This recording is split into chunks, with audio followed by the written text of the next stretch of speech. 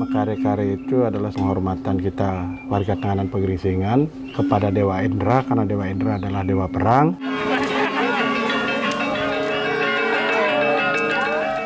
Tenganan sudah memberikan sangat banyak untuk kita, jadi cara kita untuk membalas ya dengan ikhlas berupacara. Memutuskan untuk pulang itu, ya itu tadi, saya ingin berterima kasih kepada mereka yang udah membantu saya gitu.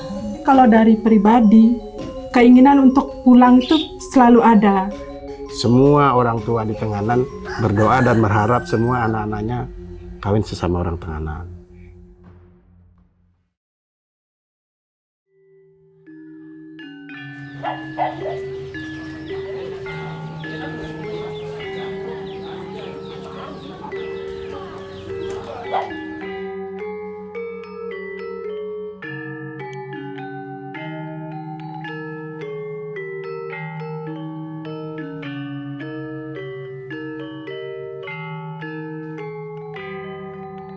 Terkait dengan organisasi Trune di Desa Tenganan Pegeringsingan, itu organisasi Trune tersebut dibagi menjadi 3 kelompok. Nah, ada yang namanya Trune Petemu Kaje, Trune Petemu Tengah, dan Trune Petemu Klot. Nah, ketiga kelompok tersebut itu beranggotakan jumlahnya tidak tertentu gitu. Namun pemilihan jumlah anggotanya itu mengikuti garis ayah. Jadi kalau si dahe atau si perempuan itu mengikuti garis ibu, nah sedangkan si Trune ini mengikuti garis ayahnya. Jadi untuk yang menjadi dahe itu adalah yang memang asli di sini, jadi ibu bapaknya asli di sini, jadi kembali lagi melihat dari garis keturunan ibu. Untuk ikut anggota menjadi dahe itu tidak ditentukan berdasarkan usia, melainkan kesiapan dari mental anak itu sendiri sama kesiapan dari orang tua. Supaya si anak bisa mengikuti teman-temannya berupacara, meninggalkan masa anak-anaknya. Itu baik dia sudah haid atau yang belum haid.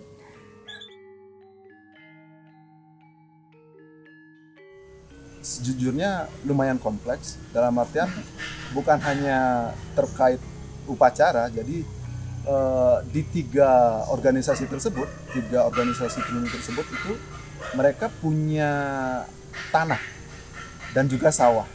Nah, di organisasi tersebut ketika berupacara mereka kan perlu sarana upacara kan. Nah, upacara tersebut itu didukung dari hasil tanah dan sawah Trune tersebut. Jadi selain berupacara, Trune juga bertanggung jawab untuk mengurus lahan dan sawahnya tersebut gitu. Selain itu kewajiban dan keharusan, siapa lagi yang akan melanjutkan ya? Menurut Monik, di Tenganan itu tidak bisa digantikan dengan uang atau orang lain. Saya yang ikut, ya saya harus melakukan upacaranya. Kalau di Tenganan itu kan segala upacara sudah disiapkan oleh alam. Seperti beras, ketan, itu sudah siapkan dari alam. Kita tinggal berupacara aja. Beda dengan di luar yang kita harus mengeluarkan uang pribadi untuk berupacara. Jadi menurut Monik juga Tenganan sudah memberikan sangat banyak untuk kita. Jadi cara kita untuk membalas ya dengan ikhlas berupacara. Apa sih susahnya ikhlas berupacara gitu? Tenganan udah wah luar biasa. Jadi memang cukup berat ketika harus memilih antara berikut upacara atau kuliah. Jadi kalau saya pribadi akan melihat situasinya. Bagaimana kalau memang pada saat itu harus kondisinya tidak mungkin untuk saya pulang, maka saya akan memberikan kabar ke teman bahwa mohon maaf saya belum bisa pulang. Tapi kalau dari pribadi, keinginan untuk pulang itu selalu ada. Saya sangat amat merasa gitu, dipermudah jalan yang saya lewati ketika saya dari Tenganan. Nah, ketika lulus dari Isi Denpasar, itu saya berpikir kalau ini saya udah dibantu, maksudnya ada yang membantu saya gitu. Jadi gimana nih cara saya berterima kasih gitu untuk orang-orang yang udah ngebantu kan. Nah, saya ketika pulang ke kampung itu sebenarnya nggak langsung yang oke, saya akan belajar di kampung dan segala macam, nggak seperti itu jalannya. Jadi ada beberapa dilema juga sebenarnya ketika saya memutuskan pulang, kemudian saya melihat keterbatasan, maksudnya dalam hal ini kan saya membandingkan diri dengan teman-teman satu angkatan saya di ISI kan. Jadi ketika mereka baru tamat itu mereka kayak gampang banget gitu dapat kerja, kemudian udah berpenghasilan, bisa beli ini itu. Nah saya di kampung nih nggak ada apa-apa gitu, cuman ya itu merupakan apa ya, mungkin fase ya yang mesti saya lewati gitu. Dan oke, mungkin memang seperti ini gitu jalannya, dan jujur itu bukan jalan yang gampang gitu. Memutuskan untuk pulang itu ya itu tadi, saya ingin berterima kasih sih sebenarnya pada mereka yang udah membantu saya gitu. Dan mungkin cara saya berterima kasih ya dengan memberikan kembali apa yang saya dapatkan kan. Naik ke bukit itu kita persiapan sarana-sarana itu dari kemarin malam, dari mempersiapkan daun, gula, kelapa, dan wadah-wadahnya itu dari kemarin malamnya. Kemudian kita besoknya bangun ya minimal jam 5 lah. Jam 5 untuk kita mempersiapkan itu lagi, yang kurang-kurang pulang, kemudian memakai kostum putih, saput putih dan kaman selagi manis. Kembali ke asrama jam 6. Untuk Monik sendiri, asrama Nyoman itu harus berangkat pertama. Berangkat pertama karena lokasinya yang lebih jauh dari teman-teman. Ya, kalau untuk saya tuh berangkat paling terakhir. Jadi berangkatnya paling terakhir, tapi nanti ketika pulang harus pada urutan pertama. Jadi untuk yang paling gede atau paling wayah di istilahnya di Bali itu terakhir jalannya. Tapi ketika pulang dia harus yang pertama, tidak boleh dilangkahi.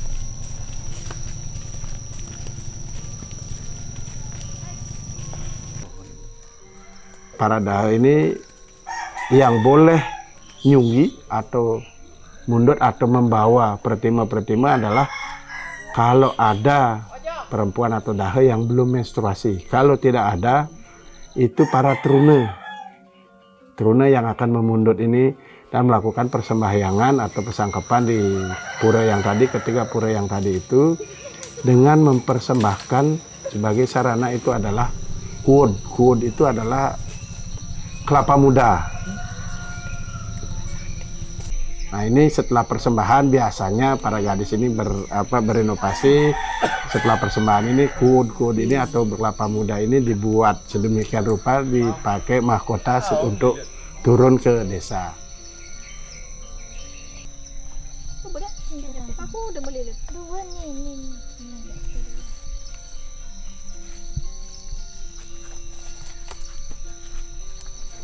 Mana kemalu deh, terbang dong. Dengan harus dipisang dibuncok.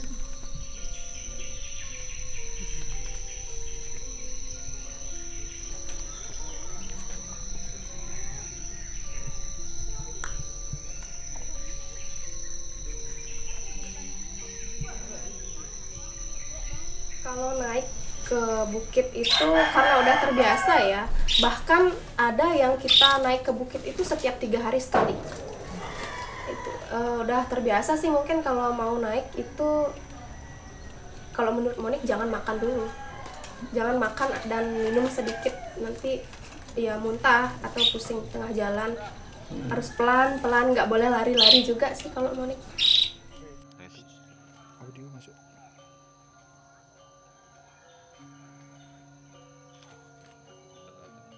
Wah, over tuh di sini over.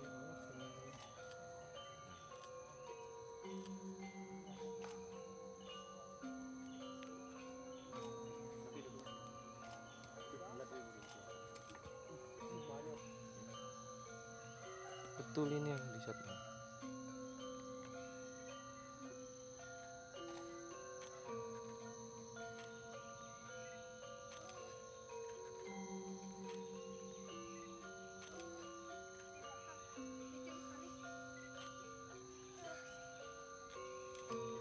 Pertima-pertima ini perlambang suci kami ini dilinggihkan atau distanakan di masing-masing ganti.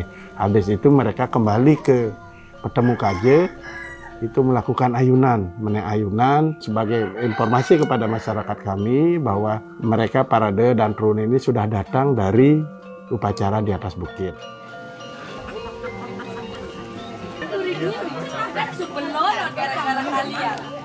Nah, ketika dahanya parade ini naik diputar oleh para trune sebagai simbol kalau ayunan dilihat itu ganting atau penopang utamanya adalah tanda tambah. Pola dasarnya tanda tambah, termasuk bentuk rumah, bentuk desa, jagat satru, geringsing.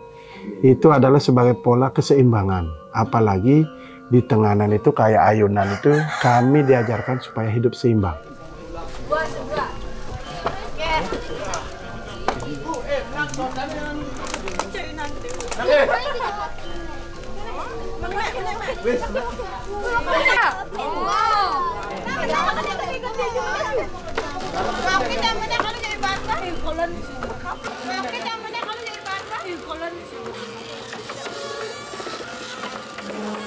Ketika, mohon maaf, orang luar yang tidak mengerti main ayunan, naik ayunan, itu sangat-sangat berbahaya.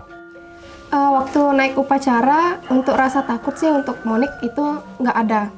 Karena udah terbiasa dari kecil, selain berupacara, kita juga bisa main-main di ayunan tersebut. Nah, pas kita ikut medahe, naik ayunan itu setelah upacara, jadi kayak merasa terhibur gitu, seru aja.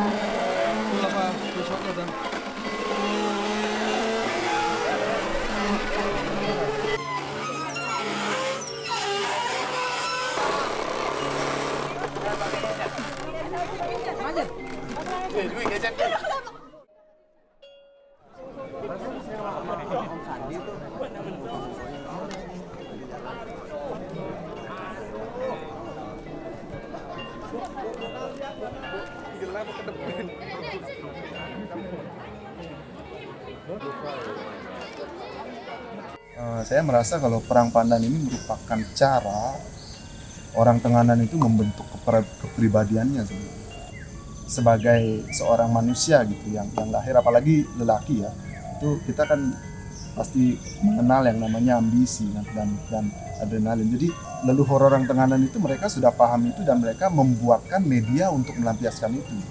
Itu ada perasaan yang kayaknya lega gitu setelah melakukan perang pandan itu.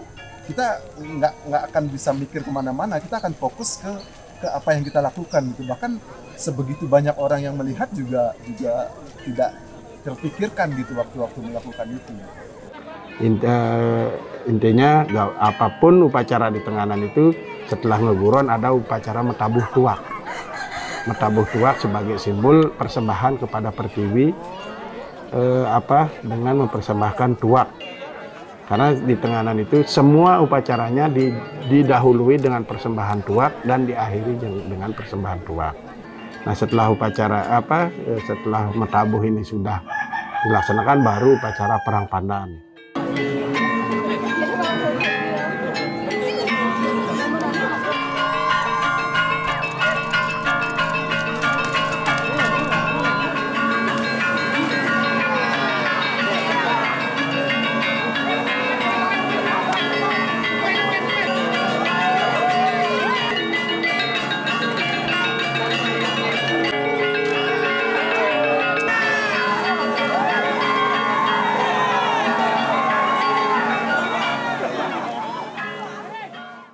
Selonding atau alat musik tradisional yang ada di Desa Tenganan itu ada sebuah kelompok di mana kelompok tersebut itu bertanggung jawab untuk memainkan alat musik tersebut.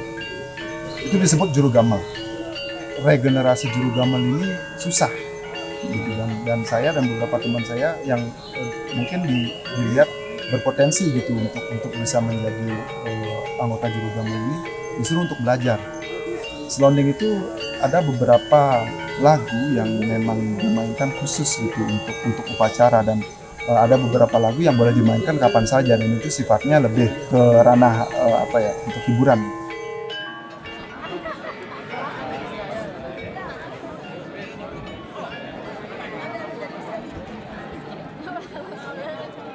Nah, habis perang pandan itu ada upacara menggibung atau makan bersama sebagai wujud syukur kami warga Tenganan bahwa perang pandan itu sudah bisa dilaksanakan dengan lancar, dengan duduk bersama, di mana para ibu-ibu dan dahe kami membuat beberapa aneka macam jajan untuk dihidangkan dengan duduk melingkar, duduk bersama, atau istilah Karangasem itu adalah menggibung, sambil teruna kami mengobati luka-luka yang ditimbulkan atau akibat perang pandan. Dengan rasa persaudaraan, tidak ada dendam. Nah, obat ini atau boreh ini dibuat oleh para dahe. Yang bertugas bikin boreh itu asramanya Monik. Sepulang dari bukit, kita kembali ke asrama untuk bikin boreh. Nah, boreh itu sendiri bisa dibilang seperti antiseptik yang terbuat dari kunyit, lengkuas, dan cuka. Itu diparut. Kemudian dicampur. Nah, setelah jadi nanti kita simpan di asrama dulu. Truna yang akan mengambil sebelum mau dipakai oleh Truna itu dipersembahkan dulu di balai petemu itu. Setelah upacara baru dipakai. Karena ya kita tahu sendiri kalau di Tenganan kan dikenal untuk menjadi kerama adat atau anggota inti desa itu mereka syaratnya harus menikah dengan sama-sama orang Tenganan, dan budaya ini juga mungkin sudah dirancang dari dulu untuk membentuk hal itu gitu, karena kan mereka mau tidak mau harus intens nih ketemu dan berpacara seperti itu. Kalau untuk melanjutkan tradisi, semua dahe pasti memiliki keinginan untuk menikah di sama-sama orang Tenganan untuk melestarikan tradisi. Siapa sih yang nggak ingin? Semoga nanti tradisi dan modernisasi bisa berjalan beriringan tanpa meninggalkan satu sama lain.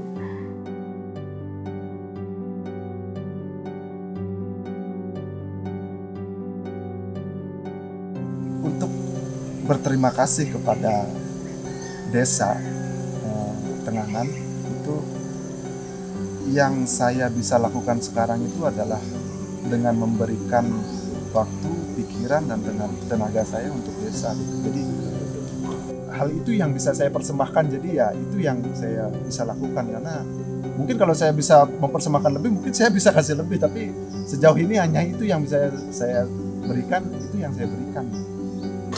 Bersyukur sih dari kecil, dari baru lahir kita udah diupacarai. Sebagaimana kita menjadi orang Tenganan itu berat rasanya untuk meninggalkan ya. Bahkan orang luar yang menikah ke sini pun diupacarai seperti orang yang baru lahir. Bisa dibilang kita mahal lahir di sini. Diharapkan masyarakat Tenganan itu kawin sesama warga Tenganan. Itu harapan dan mungkin doa bagi warga Tenganan, dan semua orang tua di Tenganan berdoa dan berharap semua anak-anaknya kawin sesama orang Tenganan.